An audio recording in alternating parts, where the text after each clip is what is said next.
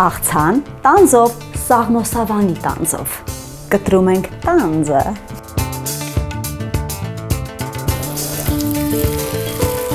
Համեմում ենք աղով, սև պղպեղով, հազրև արդի ճյուղ եմ ավելացնում, նույն յուղի մեջ տապակում ենք ընկույզը, սկսենք հավաքել աղցանը, ես կմատուցեմ անհատական, դուք կարող եք ընդհանուր ափսեում պատրաստել, դնում եմ աղցանի տերևներ, մի փոքր մեղր, տապակած ընկույզ,